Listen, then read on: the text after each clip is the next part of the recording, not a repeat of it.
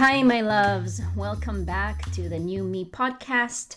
I am Mashav, your host, and today I want to talk about something that I know will make some people uncomfortable because it is controversial, and honestly, it made me uncomfortable at first too. I want to talk about using AI for self-reflection. Usually, people use AI for increased productivity, like doing tasks faster, writing emails, meeting summaries, etc. But what I'm talking about is different than how most people use AI. I mean using AI as a thinking partner when you're starting over. And the reason this belongs here in this podcast for women navigating separation, divorce, and major life transitions is because this moment in life demands self-leadership. We're already drowning in contradictory advice. We don't need more opinions. What we're desperately lacking is self-leadership. And there's a very specific way AI can support that if you don't just hand over your power to it. Most people use AI to hand over tasks and things they don't want to think too hard about. That's fine, but that's not what changed things for me. I realized I could use ChatGPT not to think less, but to see myself more clearly, to hear my own thinking reflected back without distortion, to notice patterns I kept circling but couldn't quite name, almost like an honest mirror. And what's interesting is that many women hesitate to use it that way. They might see the potential in that, but something about it feels uncomfortable. There's a fear of judgment, even from a machine, fear of privacy issues like data leaks, your most intimate thoughts ending up somewhere you didn't intend to. And for some women, there's a deeper fear that's hard to admit. What if I see something true before I'm ready to see it? And there's also another resistance that almost no one talks about. Using AI for self-reflection can feel like cheating, like you're skipping the real work, like it's supposed to be hard and earned through suffering. And that feels shallow to use AI for that. Part of me worried that if I use AI this way, it meant I was outsourcing something like insight should come from a human who could witness it. I was worried I'd become dependent on it. I was worried I would become lazy with my own thinking. I worried it would flatten something. What actually happened was the opposite. I became more precise, more accountable, and less emotionally flooded. It removed the noise around me. And for women unpacking relationships and conditionings or trauma, there's also the added layer of distrust. These systems were built in male-dominant industries, trained on male-heavy data. So why would they understand my inner life? This is a very valid skepticism. And still, here's a part that matters. There's a real gender gap in how AI is being used. Women adopt generative AI significantly less than men, somewhere between 20 and 40% less, depending on the context. At work, the gap is even wider. These are some of the reasons that come up in research about the topic: higher privacy concerns, ethical discomfort with shortcuts, a heavy mental and caregiving load that makes experimentation feel risky rather than playful. And here's the irony I keep coming back to.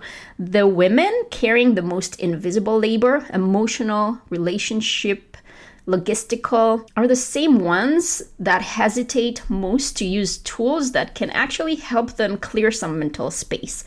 And the cost isn't just personal. When fewer women engage with these systems reflectively, fewer women shape how AI is going to be challenged or refined. The system learns fastest from the people who use it in the most nuanced ways. And this matters deeply when you're starting over, because by the time a woman reaches a major transition, like divorce, separation, single parenthood or career change, she's usually done a lot of the work already. She's read the books, journaled, made the lists, built vision boards, asked herself all the right questions, and still something feels off. Advice starts to feel like pressure, even good advice.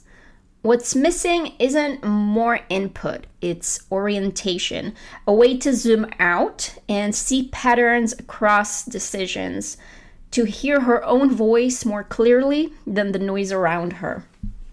And that's where reflective use of AI becomes interesting. Most people approach ChatGPT like Google with opinions. They ask what to do. They want reassurance. They want direction. But women who use it well do something different. They give context, they ask for patterns, they pay attention to discomfort instead of avoiding it. So instead of asking, what should I do? They ask, what do you notice about how I'm thinking? The AI isn't leading the process, it's holding you during the process because it doesn't get tired, defensive, or attached to outcomes. It can surface contradictions until you're ready to look at them. This is what it looks like when I use it. For example, I don't just open ChatGPT to feel better. I start by recording a dictation and I input anything that is on my mind without being too conscious about, is it organized or messy, or does it make any sense or anything connected? And I don't hold back. I just describe anything that is on my mind, and it can be longer, and sometimes I record for 30 minutes straight. Sometimes it's a little bit embarrassing.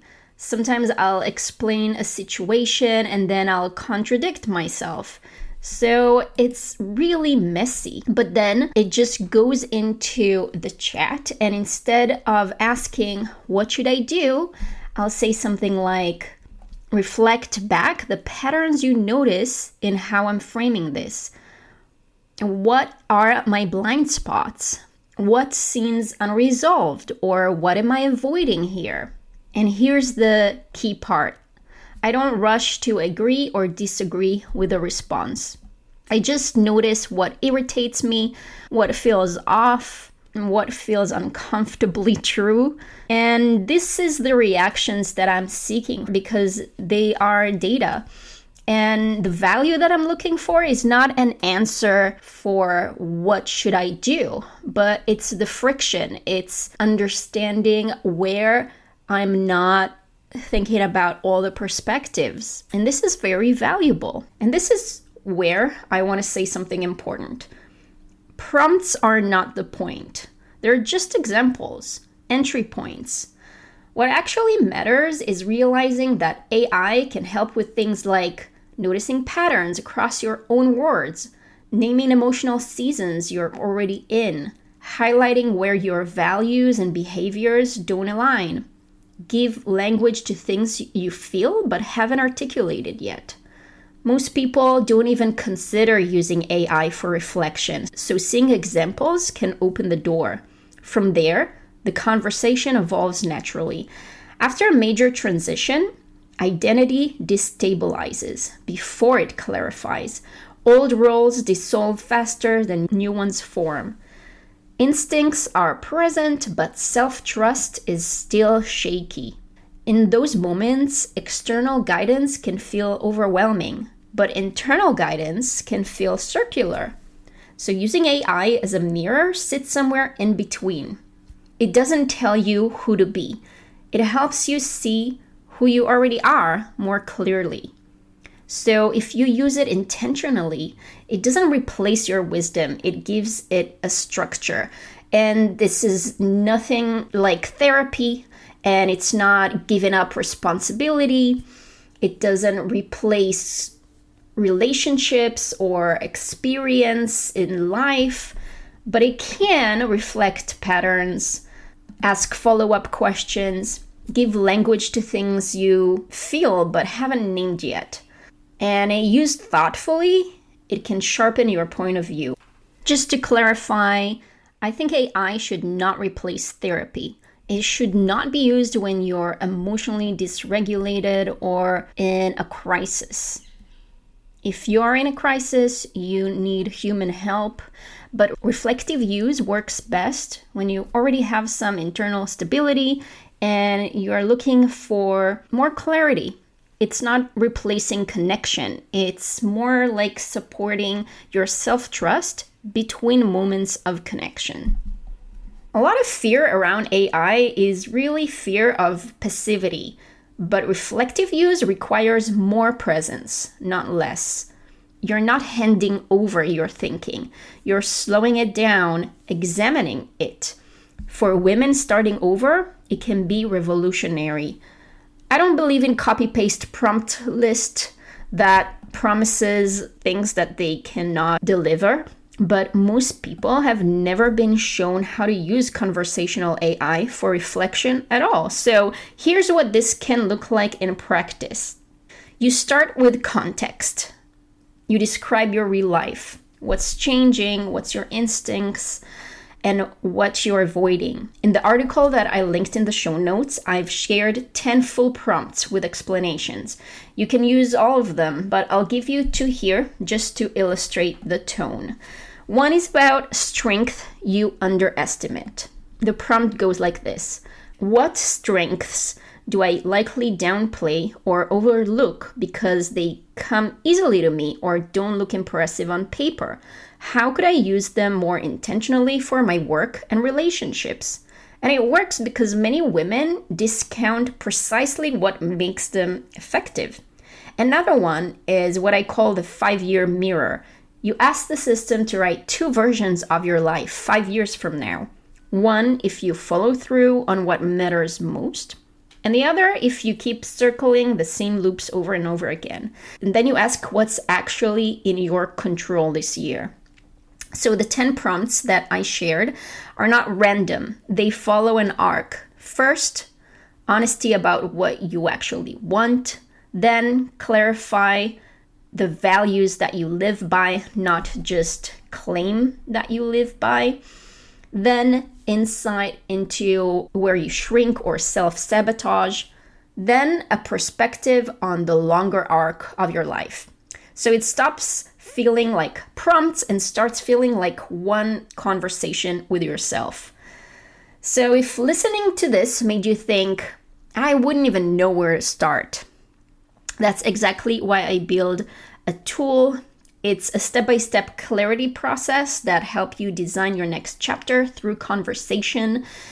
It's a custom GPT that you can click on the link and start a conversation with ChatGPT, even if you have the free version, but you do have to be logged in to access it. And it learns about you as you go and reflects insights back in a grounded way. So you'll find the link in the show notes, and I leave you with this.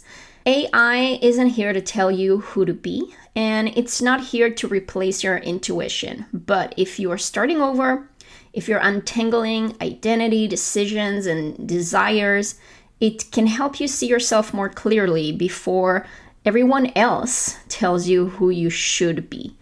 So thank you all for being here today. If this episode resonated, share it with someone you know who's starting over. This is the New Me podcast. I'm Mashav, and I'll see you next time.